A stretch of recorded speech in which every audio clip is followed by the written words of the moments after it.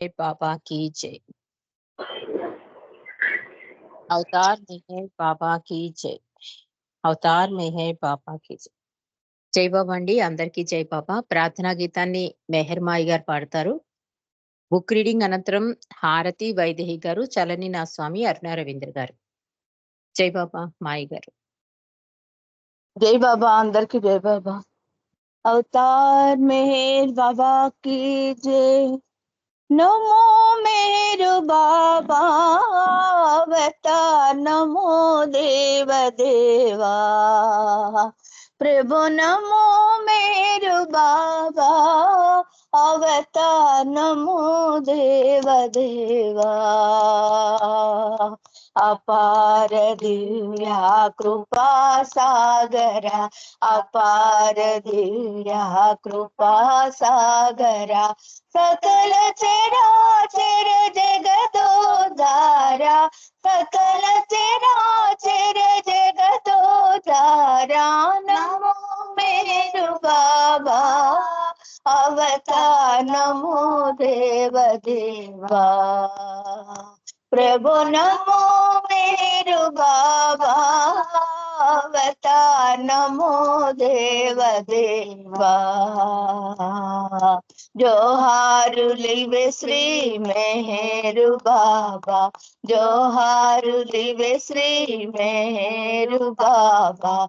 महिनी जने चिन मानव रूपा, महिनी जने चिन मानव रूपा। इह परानंद जीवन मीवा, इह परानंद जीवन मीवा। भव भय भंजन परम पावन, भव भय भंजन परम पावन। नमो मेहर बाबा अवतार, नमो देव देवा। प्रभु नमो मेहर बाबा अवतार, नमो देव देवा। अज्ञानांधतनं तमु చేసి, अज्ञानांधतनं तमु చేసి। दिव्य विज्ञान दृष्टि नो संगी, दिव्य विज्ञान दृष्टि नो संगी। अरिषड्वर्गमुलन तरिंपगा, अरिषड्वर्गमुलन तरिंपगा। अव्यय मोक्षं अनुग्रहिंपुము, अव्यय मोक्षं अनुग्रहिंपुము। नमो मेहर बाबा अवतार, नमो देव देवा। प्रभु नमो मेहर बाबा अवतार, नमो देव देवा। जय मेहर बाबा जय, जय मेहर बाबा जय, जय मेहर बाबा जय, जय मेहर बाबा जय, जय मेहर बाबा जय, जय मेहर बाबा जय, जय मेहर बाबा जय, जय मेहर बाबा जय, जय मेहर बाबा जय, जय मेहर बाबा जय। అవతార్ మెహర్ బాబా కి జై. జై బాబా అండి, అందరికి జై బాబా. జై బాబా అండి, మెహర్ మాయి గారు ప్రార్థనా గీతాన్ని చాలా చక్కగా పాడి వినిపించినందుకు జై మెహర్ బాబా. మనం సత్య సంపద అనే పుస్తకంలోని విశేషాలను తెలుసుకుంటున్నాం. 2వ భాగంలో ఉన్నాం. నిన్నటి రోజు మానవేచ్ఛ దైవేచ్ఛ గురించి తెలుసుకున్నాం. ఆధ్యాత్మిక ఆరోగ్యం గురించి ఇది ఏం చెప్పాడో కూడా మనం తెలుసుకున్నాం. అంటే ఆధ్యాత్మిక ఆరోగ్యం అంటే నీవు మంచి చెడులకు అతీతంగా పోవాలి. అంటే పూర్తిగా మంచి కాదు చెడు కాదంటే మొత్తం అంతా కూడా ఈ భగవంతుని ఆలోచనలు, భగవంతుని మాటలు, భగవంతుని కోసం చేసే పనులే ఉండాలి. అంటే పూర్తి సర్వార్పణ అయిపోవాలన్నమాట. అలా అది అది ఆధ్యాత్మిక ఆరోగ్యం అంటున్నాడు. అంటే ఆయన పనులను నిర్వర్తించడానికి నీవు ఒక సాధనంగా, ఒక ఉపాధిగా, మాధ్యమంగా అయిపోవాలి తప్ప ఇక్కడ ఇందులో నాది అంటూ ఏది ఉండదన్నమాట. ఆయన నిర్ణయం ప్రకారం జీవితాన్ని గడపడం, అది ఆధ్యాత్మిక ఆరోగ్యం అని నిన్నటి రోజు మనం తెలుసుకున్నామండి. ఈరోజు ఆయన వాని వైపో అన్న విషయం గురించి మనం తెలుసుకుందాం.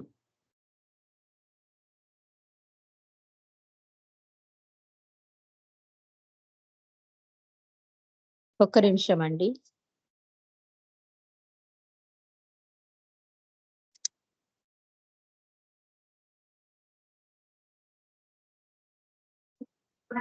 అంటే ఈ ఆధ్యాత్మిక ఆరోగ్యం గురించి మరొక్కసారి అంటే ఇది చెప్పిన మాటలు మరొక్కసారి తలుచుకుందాం. ఎందుకంటే ఇది మనం ప్రతిరోజు మననం చేసుకోవాల్సిన మాటలన్నమాట. ఇరిచి ఏమంటాడంటే, "నీ ఆరోగ్యంగా జాగ్రత్తగా చూసుకో. 3 విషయాలు జాగ్రత్త వహించు" అంటాడు. ఒకటేంటంటే భౌతిక ఆరోగ్యం, మానసిక ఆరోగ్యం, ఆధ్యాత్మిక ఆరోగ్యం. భౌతిక ఆరోగ్యం అంటే మనం సరైన ఫుడ్ తీసుకోవడం, ఆహ్, మందులవి కరెక్ట్‌గా వేసుకోవడం ఇది భౌతిక ఆరోగ్యం. మానసిక ఆరోగ్యం ఏంటంటే ఇతరుల గురించి ఆలోచించడం. అంటే క్షేమకరమైన ఆలోచనలు చేయడం. ఇలాంటివన్నీ చేయడం ద్వారా మంచి మాటలు, మంచి చేతల ద్వారా మానసిక ఆరోగ్యం ఉంటుంది. ఇక ఆధ్యాత్మిక ఆరోగ్యం గురించి ఇరిచ్ ఏం చెప్తున్నాడంటే, భగవంతుని మాటలు మరియు భగవంతుని కోసం చేసే పనులే ఉండాలి. అంటే మన సమయంలో అత్యధిక సమయం మనం మంచి, చెడు అనే ద్వంద్వంలోనే చిక్కుని ఉంటాం కనుక, అది ఎలా అవుతుందంటే అతీతంగా ఉండాలి అంటున్నారు. భగవంతుని గురించి ఆలోచనలోనే ఉండిపోయే ప్రయత్నం చేస్తూ, అలా చేస్తూ పోతే ఒకానొక రోజుకి మీ మాటలు కూడా దైవ సంబంధమైన మాటలైపోతాయి. ఇక ఆఖరికి మీ చేతలు కూడా భగవంతుని పనులే అయిపోతాయని చెప్పి, నిన్నటి రోజు ఆధ్యాత్మిక ఆరోగ్యం అంటే అది అని చెప్తున్నాడు ఈ రిచి. మరి ఇక ఆయన వాని వైపో దీని గురించి రుస్తుమి పల్హాటి మనకి ఏం చెప్తారో మనం తెలుసుకుందాం. రుస్తుం అంటున్నారు, మండలి వారి ద్వారా విన్న ఎన్నో కథల ద్వారా నేను దివ్యేచ్ఛ, స్వాతంత్ర్యేచ్ఛ వీటి గురించి ఎంతో విన్న తర్వాత కూడా నా నిచ్చెన నా నిత్య జీవన యాత్రలో మాత్రం నేను వాటినెలా ఆచరణలో పెట్టాలనే విషయంలో అయోమయంలో పడ్డాను. రుస్తుంకే కాదండి మనకి కూడా అనిపిస్తుంది. ఏది మానవేచ్ఛ, ఏది దైవేచ్ఛ ఎంత సరళంగా చెప్పినా కూడా మనకి అంత అవగాహన అవ్వదు. కానీ ఈ మధ్యన అంటే ఈ ఆన్‌లైన్ స్కైప్‌ల ద్వారా, పెద్దల ద్వారా తెలుసుకోవడం వల్ల కొంత అంటే మనం ఎందుకొచ్చాం? దేన్ని వదిలిపెట్టాలి? దేనితో ఎక్కువుండాలి? ఏది పనికొచ్చేది మన ఆత్మ ప్రయాణానికి? ఇలాంటి విషయాలన్నీ మనం తెలుసుకున్నాం గనక కొంచెం అవగాహన అయితే కలిగింది మనకి. ఇక్కడ రుస్తుం ఏం చెప్తున్నాడంటే, ముఖ్యమైన అయోమయం ఏమిటంటే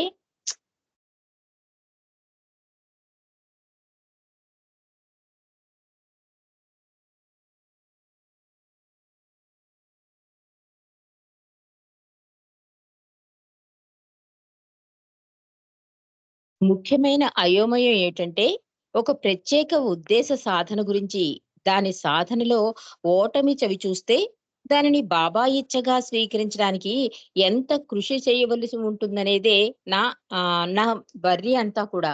అంటే ఒక ఆలోచన చేశాక, అందులో మనం ఓటమి చవిచూసామనుకోండి, అది ఎలా భగవంతుని ఇచ్చగా స్వీకరిస్తాము? ఇది నా ఆలోచన అంటున్నాడు రుస్తుం.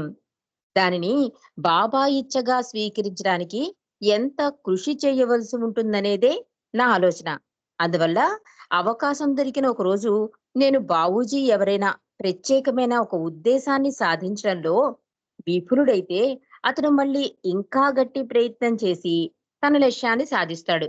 నిజానికి కొందరు అనేక సార్లు ఓటమి పాలైనా దాన్ని వదిలిపెట్టకుండా ప్రయత్నించి చివరికి విజయాన్ని సాధించారనే వాస్తవికమైన కథలు ఎన్నో ఉన్నాయి. అలాగే ఎన్నో సార్లు ప్రయత్నించినా విజయం పొందలేకపోయారనే కథలు చాలా ఉన్నాయి. ఎప్పుడు ప్రయత్నం ఆపాలో ఎవరు చెప్పగలరు? అపజయాన్ని దివ్యేచ్ఛగా స్వీకరించమెప్పుడో ఎవరు చెప్పగలరు? ఎన్ని సార్లు ప్రయత్నించిన తర్వాత ఎవరైనా తమ స్వీయ ఇచ్ఛను మానుకుని ఆ ప్రయత్నాలను ఆపి పరిస్థితిని దివ్యేచ్ఛగా స్వీకరించాలి. అంటే మానవులందరూ అంతే కదా! ఒకసారి ప్రయత్నం చేస్తాడు. ఒకడికేంటంటే ఎలాగైనా సాధించాలని ఇంకా ప్రయత్నం చేయగా అప్పుడేమవుతుంది వాడు మొత్తానికి విజయం సాధిస్తాడు. అది దైవేచ్ఛగా తీసుకోవాలా? లేకపోతే ఒక ప్రయత్నం చేసి ఓడిపోయిన వెంటనే ఆ ఓటమిని అంగీకరిస్తూ అది దివ్యేచ్ఛగా స్వీకరించాలా? అసలు ఎప్పుడు దివ్యేచ్ఛగా స్వీకరించాలి? ఇదొక్కటే నా ఆలోచన అని చెప్తున్నాడు రుస్తుం. నేను ఆ ప్రశ్న అడిగే సమయంలో బావూజీతో సహా నేను నడుస్తున్నాను. వెంటనే బావూజీ ఆగిపోయాడు. అంటే బాబూజీని అడిగాడనమాట. ఇదెప్పుడూ కూడా ఇది ఎప్పుడు క్లారిటీ ఉండదండి. ఏది మానవేచ్ఛగా తీసుకోవాలి, ఏది దైవేచ్ఛగా తీసుకోవాలనేది నాకెప్పుడు ఇది ఆలోచన ఎక్కువుంటుంది. అంటే ఎప్పుడైనా ఓడిపోతే మరి ఇక్కడ ఆపేయాలా? ఇది దివ్యేచ్ఛకిని తీసుకోవాలా అనిపిస్తుంది. కొంతమంది ఏం చేస్తారు? మా అలా ఆ ఓటమిని చూసేసి ఆఖరికి ఏమవుతుంది? వాడు విజయం సాధిస్తారు. మరి దాన్నెలా తీసుకోవాలి? ఈ కన్‌ఫ్యూజ్‌లో నేను బాబూజీని అడిగాను అని చెప్తే, బావూజీ అంటున్నాడు, నా చెయ్యి పట్టుకుని గంభీరంగా ఇలా చెప్పారు బావూజీ. స్వతంత్ర ఇచ్ఛ, దైవేచ్ఛ గురించి ఇంతకు ముందు నేను చెప్పినది గాని, ఇతరులు చెప్పినదేదైనా అంతా మర్చిపో. నేనిప్పుడు చెప్పబోయే దాన్ని జాగ్రత్తగా విను రుస్తుం. ఆయనకు సర్వార్పణ చేసుకున్న బాబాకు చెందిన వారైపోయిన వారికి స్వతంత్ర ఇచ్ఛ అనేదే ఉండదు. మెయిన్ నువ్వు ఆలోచించు. ఫస్ట్ ఇన్ని విన్నావు కదా! అదంతా తుడిచేసేయి. ఎరైజ్ చేసేసేయి. ఇప్పుడు నేను చెప్పేదే జాగ్రత్తగా విను అంటున్నాడు బావూజీ. అంటే ఏది విన్నా కూడా కన్‌క్లూడింగ్ రాలేకపోతున్నాడు. ఏది మానవేచ్ఛ, ఏది దైవేచ్ఛ. అందుకని బావూజీని అడిగితే బావూజీ చెప్తున్నాడు. ఇప్పుడు విన్నవన్నీ కూడా నీ మనసులోని తీసేయి. నేను చెప్పేది జాగ్రత్తగా విను అంటూ బాబాకు సర్వార్పణ చేసుకున్న బాబాకు చెందిన వారైపోయిన వారికి స్వతంత్ర ఇచ్ఛ అనేదే ఉండదు. ఇంక క్లారిటీ వచ్చేసింది. అంటే మన ఇచ్ఛ ఏది ఉండదు.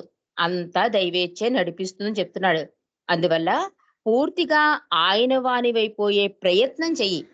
ఎప్పుడైతే నీవు ఆయన వాడివైపోతావో అప్పుడు ఆయన ఇచ్ఛ అభిస్ ఆయన ఇచ్ఛ అభిష్టాప్రకారంగా నడుచుకోవడం తప్ప నీకింకే గత్యంతరం ఉండదు. ఇంకా ఆయన వాడివయిపోయాక ఇంకక్కడ క్వెషన్స్ ఉండవు కదా! అన్నీ ఆన్సరే.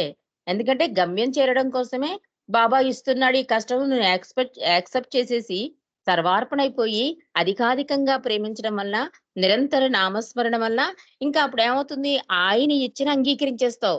కాబట్టి ముందు నువ్వేం చెయ్యాలి అంటే బాబా వాడివైపో అని చెప్తున్నాడు. ఆయన దివ్య కార్యానికి బాబా చేతిలో నీవొక పనిముట్టుగా అయిపోతావు. ఎప్పుడైతే నువ్వు బాబా వాడివైపోతావో, అప్పుడాయన దాన్ని ఒక సాధనంగా వాడుకుంటాడు.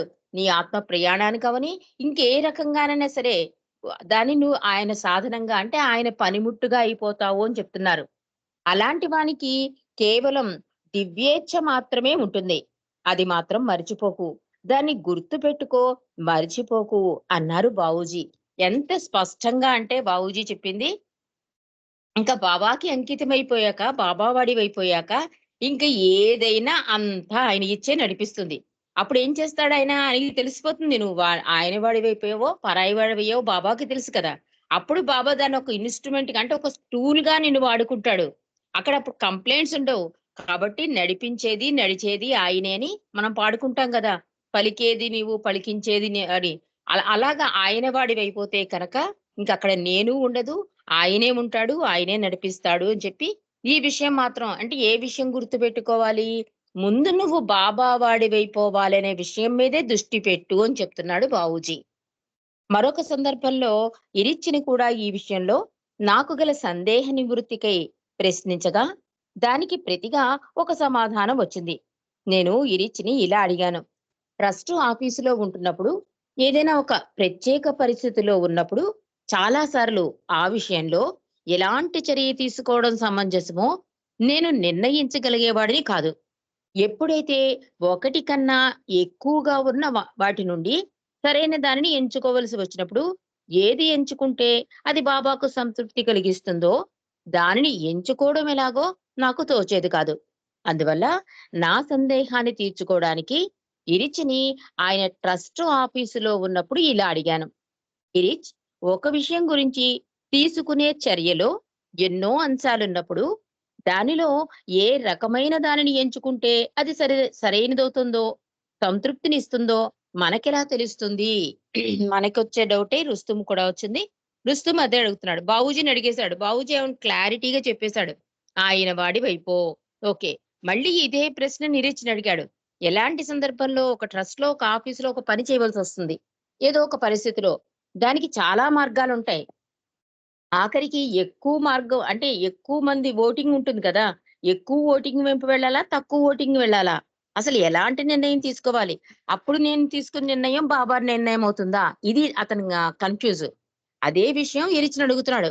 ఒక విషయం గురించి అంటే ఒక పని గురించి ఏదైనా తీసుకునే చర్యలో ఎన్నో అంశాలుంటాయి కదా! ఒక పని మొదలెట్టామంటే అందులో సాధక బాధకాలు ఎన్నో ఉంటాయి. దానిలో ఏ రకమైన దానిని ఎంచుకుంటే అది సరైనదవుతుందో, సంతృప్తినిస్తుందో అనేది మనకెలా తెలుస్తుంది? అంటే బాబాకెలా సంతృప్తి కలుగుతుంది? మనమెలా చేయాలి? ఇది ఎలా తెలుస్తుంది మనకి? అడిగాడు రుస్తుం ఇరిచిని. ఇరిచి ఇలా సమాధానం చెప్తున్నాడు. తప్పా, ఒప్పా అనే దాని గురించి చింతించకు. ఆయన వాడివైపోయు ఆయన వాడివైపో. తప్పొప్పులు వాటికవే సర్దుకుంటాయి. నీవు ఆయన వాడివైపోతే అప్పుడు నీ చర్యలు నీ పరిమిత అహంభావం నుండి ఉద్భవించవు. అంటే నేను చేస్తున్నాను, నా వల్లనే జరిగింది అనే భావన ఉండదనమాట. ఎప్పుడైతే బాబా వాడివైపోతావో ప్రతి పనిలోనూ బాబాను చూస్తావు. ప్రతి వాడిలోనూ బాబాను చూస్తావు. అప్పుడు ఇంకేముంటుందక్కడ? అంతా బాబాయే చేయిస్తున్నారనే భావన కలుగుతుంది గనక ముందు నువ్వు ఆయన వాడివైపోతే ఇక తప్పొప్పుల మాటేముండదు. అంటే వాళ్ళు చేసేది తప్పండి, నేను చేసేది కరెక్ట్ అండి ఈ భావన ఉండదు అని చెప్తున్నాడు. నీ పరిమిత అహంకారం నుండి ఇంకే ఆలోచన అంటే నేను మనస్సు నుండి ఆలోచనలు రావండప్పుడు. హృదయ ద్వారాలు తెరుస్తాడన్నమాట భగవంతుడు. అదే చెప్తున్నాడు ఇక్కడ ఇరిచి. అవి దివ్యత్వపు మూలం నుండి ప్రేరేపించబడినవై ఉంటాయి. దివ్యత్వపు మూలం అంటే హృదయం నుండి ఉండే భగవంతుడి మాటల్ని వినడానికి మనకి అవకాశం కలుగుతుందన్నమాట. అందువల్ల సరి అయిదేది, కానిదేది అని ఎందుకు చింత? నీ ప్రధానమైన చింత ఆయనను నిరంతరం తలుచుకోవడమే అయిపోవాలి. అలాగే ఆయన వాడివైపోవడానికే నీవు దానిని విజయవంతంగా నిర్వర్తిస్తే, ఇక నీవు దేని గురించి చింతించే అవసరముండదు అంటున్నారు రిరిచి. బాబా చెప్పింది కూడా అంతే. అసలన్నిట్లి గురించి చింత పడిపోతావు. అసలైన చింత ఏంటి అంటే, నన్ను తలుచుకోకుండా ఉన్న క్షణాలేవైనా ఉంటే, వాటి గురించి చింతించు. అయ్యో! బాబా నామం చేయలేకపోతున్నాను. అయ్యో! బాబా పాట పాడలేకపోతున్నాను. ప్రేయర్ చేయలేకపోతున్నాను. బాబా పుస్తకాలు చదవలేకపోతున్నా. ఇది చింత. అసలైన చింత, అసలైన అనారోగ్యం అంటే అదే అన్నారు బాబా. ఇక్కడ ఇరిచి కూడా ఏం చెప్తున్నాడు అంటే, నీ ప్రధానమైన చింత అయిపోవాలి. నిరంతరం ఆయన్ని తలుచుకోవడం అయిపోవాలి. అంటే బాబాని తలుచుకోవడం గురించి ఆలోచించాలి. అంటే దానికి ఏదైనా హడల్స్ వచ్చినా కూడా దాటుకుని బాబాకే ప్రాధాన్యత ఇవ్వాలి. అదే చెప్తున్నాడు ఇక్కడ రిచి. నీవు దేని గురించి చింతించే అవసరం ఉండదప్పుడు. ఎప్పుడైతే బాబా గురించి ఆలోచిస్తూ బాబా కోసం చేస్తున్నావో పని, ఇంకక్కడ క్వెషన్ ఉండదు కదా! అన్నీ ఆయన వాడివైపోయి ఆయన తరపున చేస్తూ ఉంటే, ఆయన ఇచ్చగా ఈ బాధ్యతలు ఇవన్నీ కూడా నువ్వు చేస్తుంటే, ఇంకక్కడ ఏమీ క్వెషన్ ఉండదు అని చెప్తున్నాడు. అలాగే ఆయన వాడివైపోవడానికే నీవు దానిని విజయవంతంగా నిర్వర్తిస్తే, ఇక నువ్వు దేని గురించి చింతించే అవసరం ఉండదు. అందువల్ల నీ మనస్సులో అనవసరపు విషయాల గురించి ఆలోచిస్తూ అయోమయాన్ని సృష్టించుకోవద్దు. దానికి బదులు బాబా గురించే ఆలోచించు. అది అయోమయాన్నంతా అంతం చేస్తుంది. నీ ప్రయత్నాలన్నీ అంటే నీవు పనిచేస్తున్నా, విశ్రాంతి తీసుకుంటున్నా, ఆయనను స్మరించుకోవడం దిశగానే కేంద్రీకరించబడే ఉండేలాగా చూసుకో. అది ఆయన కోసమే చెయ్యాలని గుర్తుంచుకో. అదంతా ఆఖరికి నీవు ఆయన వాడివైపోవడానికి తోడ్పడుతుంది. ఎప్పుడైతే అది అలా జరిగిపోతుందో, అప్పుడు ప్రతి విషయం దాని సరియైన గాడిలో అది పడిపోతుంది. ఎంత ఈజీ వే చెప్పాడో ఇరిచి. బాబా కూడా అంటారు కదా! దీనికి దగ్గర ఒక చిన్న కథ ఉందండి. అంటే నామస్మరణ మహిమ గురించి ఒక గురువు గారు మీటింగ్ చెప్తుంటే ఈ కథ మనందరికీ తెలుసు. కానీ ఈ సందర్భంగా పెడుతుంటే ఒకతను లేచి ఏమని చెప్తాడంటే, "గురువు భగవన్ నామం చెయ్యండి, భగవంతుడే అయిపోండి" అంటాడు. అది చాలా హాస్యంగా తీసుకొని ఒకతను లేచి, "నేను రొట్టె, రొట్టె అంటాను. అలా నామస్మరణ చేస్తాను. మరి నేను రొట్టె అయిపోతానా?" 2, 3 సార్లు అంటాడు. గురువేం చేస్తాడు, వీడికి ఇలా కాదు, వీడికి అనుభూతి ద్వారా అయితేనే వీడికి అర్థమవుతుందని చెప్పి, నిండు సభలో నోరు మూసుకొని కూర్చో అంటాడు గురువు. ఆ మాటకి చాలా బాధపడిపోతాడతను. ఇంతమందిలో నన్ను అగౌరవపరుస్తున్నాడని చెప్పి చాలా అసహనానికి లోనై కోపోద్రిక్తుడై ఇంకా గురువు చెప్పేదేది వినడనమాట. గురువు ఒకవైపు వాడిని గమనిస్తూనే తన స్పీచ్‌ని కంటిన్యూ చేస్తూ ఉంటాడు. ఒక 10 నిమిషాలు పోయాక గురువు అతన్ని లేపుతాడు. "ఎందుకు నీలో మార్పు జరిగింది? ఎందుకు అంత అన్‌ఈజీగా ఉన్నావు? అంత కోపంగా ఉన్నావు? ఏంటి కారణం" అంటే, "మీరే కారణం" అంటాడు. గురువంటాడు, నేనేం చేశాను? నేనేం చేయలేదు కదా" నిన్నంటాడు. "లేదు లేదు ఇంతమందిలో నన్ను అవమానపరిచారు మీరు. మీరు నాకు క్షమాపణ చెప్పాలి" అంటాడు.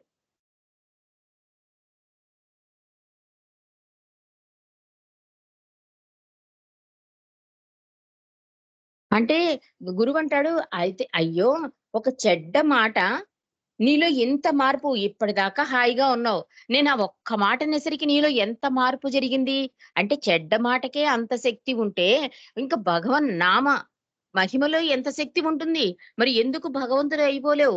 చెడ్డ మాటకే నీలో అంత మార్పు వస్తే, మంచి మాట భగవంతుడి నామస్మరణ ఇది చేస్తే నువ్వెందుకు భగవంతుడివైపోవు అంటాడు. అంటే ఎంత అద్భుతంగా అప్పుడు అర్థమైపోయి, అతను గురువు పాదాల మీద పడి, అందరిలో క్షమాపణ అడిగి, అతనికి శిష్యుడిగా వెళ్ళిపోతాడు. అలాగా ఇక్కడ ఏం చెప్తున్నాడంటే ఇరిచి, నువ్వు చేసే ప్రతి పనిలో అంటే కూర్చున్నప్పుడు, తాగుతున్నప్పుడు, బాబా చెప్పిన పది అనువుగా చేసుకోండి అంటారు మనసారి కూడా. అలా ప్రతి విషయం ఆయన దిశగా వెళ్ళిపోయిందనుకో, ఆ కేంద్రం అంతా అంటే ఆ మెహర్ బాబా వెంపే వెళ్ళిపోయిందనుకో, అది ఆయన కోసమే చెయ్యాలని గుర్తుంచుకో. అంటే ప్రతి పని కూడా ఆయన ఇచ్చినదిగా భావించడనమాట. ఇక్కడ నాది అన్నది ఉండదు. ఆఖరికి ఏమవుతుంది, నీవు ఆయన వాడివైపోవడానికి తోడ్పడుతుంది. ఎప్పుడైతే అది అలా జరుగుతుందో, అప్పుడు చేసే ప్రతి పని కూడా సరైనదే కదా అవుతుంది. అప్పుడు భగవంతుడేం తప్పులు చేయించడు గదా మన చేత. హృదయ ద్వారాలు తెరిచి భగవంతుని స్వరం వింటున్నప్పుడు నీకక్కడ తప్పొప్పులేంటి? తప్పేంటి? అసలు ఏది కాదు. సరైన దారిలోనే నీ జీవితం వెళ్తుంది. నువ్వు చేసే ప్రతి పని కూడా గాడిలోనే పడుతుంది అని చెప్తున్నాడు ఇరిచ్చి. కాబట్టి అది నాకు బాబా ఇచ్చిన ఒక సందేశాన్ని గుర్తు చేసింది అంటున్నాడు రుస్తుం. ఇరిచ్చి బావూజీలు చెప్పింది కొంత అవగతమయ్యి బాబా ఈ సందర్భంగా చెప్పిన సందేశాన్ని కూడా మీకు చెప్తాను అంటున్నాడు రుస్తుం. అంటే బావూజీ ఏం చెప్పాడు? ఆయన వాడివైపో అన్నాడు. అప్పుడేమవుతుంది ఆయన వాడివైపోతే ఇంకేమి ఉండదు. ఏ ఇచ్చా ఉండదు. అంతా దైవిచ్చే కిందే అంగీకరించేస్తావు. ఇరిచ్చి ఏం చెప్తున్నాడు? నువ్వు ముందు ఆయన వాడివైపోవాలంటే చేసే ప్రతి పని ఆయన చేయిస్తున్నాడనే భావనతో ఉండు. అప్పుడేమవుతుంది? సరైన గాడిలో ఆ పని జరుగుతూ ఉంటుంది. నీ జీవిత గమ్యము భగవంతుని దశ తిరుగుతుంది. నువ్వు చేసే ప్రతి పని సరైన గాడిలోనే జరుగుతుంది. ఇంకక్కడ తప్పొప్పులు ఉండవు. ఏదీ ఉండదని ఇరిచ్చి చెప్తున్నాడు. మరి బాబా ఏం చెప్తున్నారు అంటే, నీవు చింతించవలసి వస్తే, అది నన్ను నిరంతరం తలుచుకోవడమెలా అన్నదే అయివుండాలి. అది నిజంగానే చింతించవలసిన చింత. ఎందుకంటే, అది చివరికి అన్ని చింతలను అంతం చేస్తుంది అన్నట్ట బాబా సందేశాన్ని ఇక్కడ రుస్తుంబి ఫలహాటి మనకు తెలియజేస్తున్నాడు. ఏమని చెప్తున్నాడంటే, మరొక్కసారి సందేశాన్ని మనం చదువుకుందామండి. బాబా ఏమంటున్నారంటే, "నువ్వు చింతపడవలసి వస్తే, అది నన్ను నిరంతరం తలుచుకోవడమెలా అన్నదే అయ్యుండాలి." అది నిజంగానే చింతించవలసిన చింత. అదే నిజమైన చింత. చింత కాదు అంటున్నారు బాబా. ఎందుకంటే అది చివరికి అన్ని చింతలను అంతం చేసేస్తుంది అన్న బాబా సందేశాన్ని ఈ ఈ సందర్భంగా రుస్తుంబి ఫలహాటి మనకు తెలియజేశాడు. అంటే ఆయన వానివైపోవాలి అంటే ముఖ్యంగా మన ప్రయత్నం ఏం చేయాలండి? చేసే ప్రతి పని కూడా ఆయన ఇచ్చినదే అని భావించాలి. ఏ పనైనా సరే, అది ఏ పనైనా సరే మార్నింగ్ లేచిన దగ్గర నుంచి రాత్రి పడుకునే వరకు ఇది ప్రభువు ఇచ్చిన బాధ్యత కింద స్వీకరించి, మనం ప్రతిదానికి మమేకమైపోకుండా, నాతోనే ఉందని నేనుతో మమేకమైపోకుండా, ఆయన వాడిగా అయిపోవాలంటే ముందు ఆ ప్రయత్నం చెయ్యి అంటున్నాడు రిచి. ఆయన వాడివైపోవాలంటే ఇలా బాబా సాన్నిధ్యంలో ఎక్కువ గడపడం, నిరంతర నామస్మరణ చేయడం, ప్రేయర్స్ చేసుకోవడం. అంటే ఏ ఏ ఏ సందర్భం వచ్చినా ముందు బాబాని తలుచుకోవడం. ఏదైనా పని మొదలెట్టేటప్పుడు కూడా మనకక్కడ ఒక విషయంలో కూడా క్రేగ్‌గా ఎవరో చెప్తారు. చేయలేకపోతున్నాను అంటే, అలా ఎందుకనుకుంటావు? ముందు బాబాకి అప్పచెప్పు. బాబా నేను ఈ పని చేస్తున్నాను అంటే, అప్పుడు వెంటనే బాబాయే ఆ పని చేయించుకుంటారు అని. కాబట్టి ఇలాంటి అద్భుత విషయాలన్నీ కూడా ఈ సత్య సంపదలో మనకి తెలియపరిచిన రుస్తుంబి ఫలహాటికి, మండలికి, ముఖ్యంగా ప్రీతమ తండ్రి మెహర్ ప్రభుకి, ఆయన వాడివైపోవడానికి మనందరం కూడా ప్రయత్నం చేస్తున్నామండి. ఒక అడుగు వేశాం. పూర్తి అడుగులు ఆయన వైపు వేసేలా ప్రభువుని ప్రార్థిద్దాం. అవతార్ మెహర్ బాబా కీ జై. జై బాబా అండి. హారతి వైదిక अवतार मेहर बाबा की जय।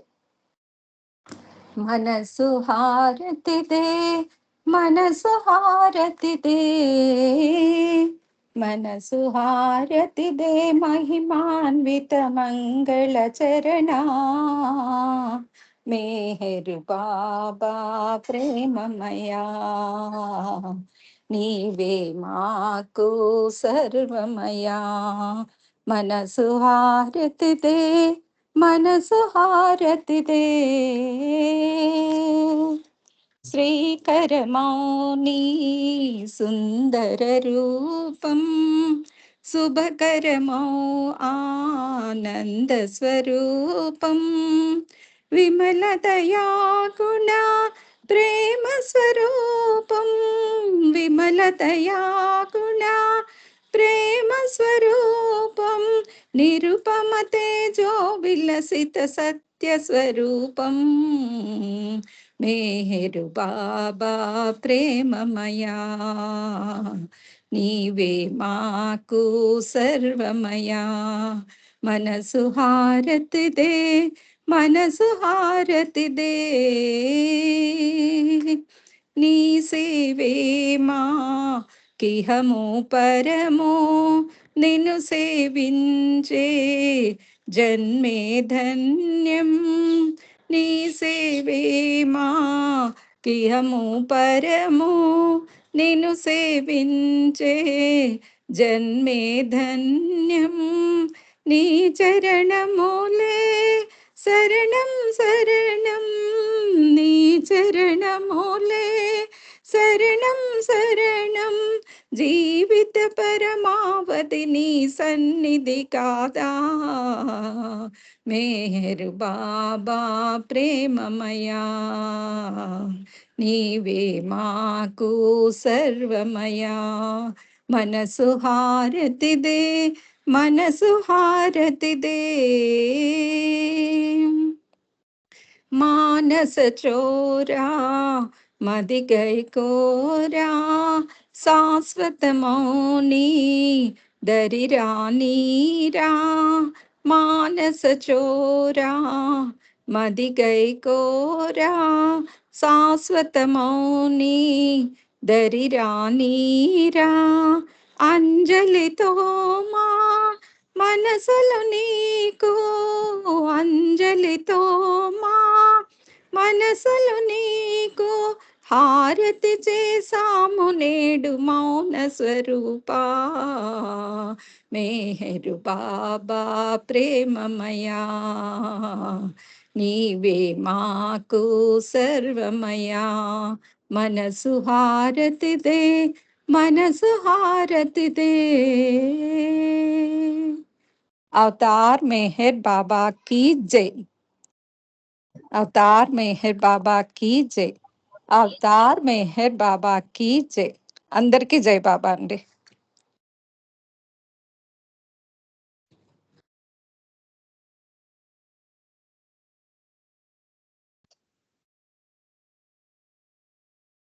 అవతార్ మెహర్ బాబా కీ జై.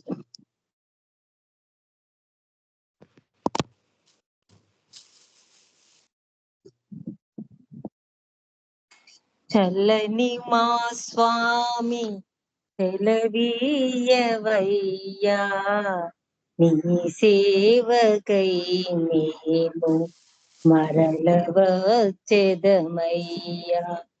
చల్లని మా స్వామి సెలవీయవయ్యా,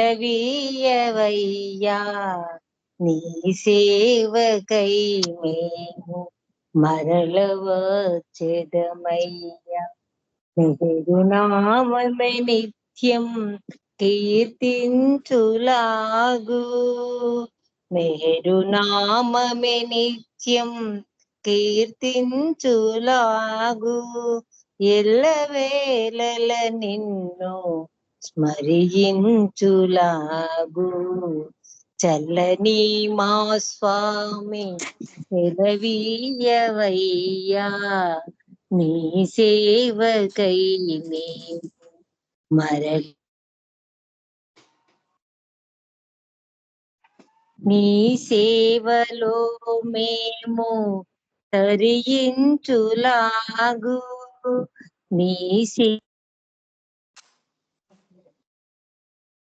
సేవలాగు, ప్రేమతో దీవించి సెలవీయవయ్యా,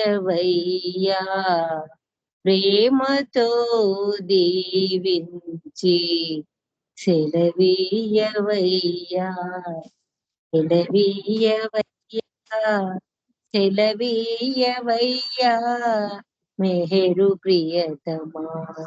ధన్యవాదాలు మెహర్ ప్రీతమా. అందరికీ జై బాబా.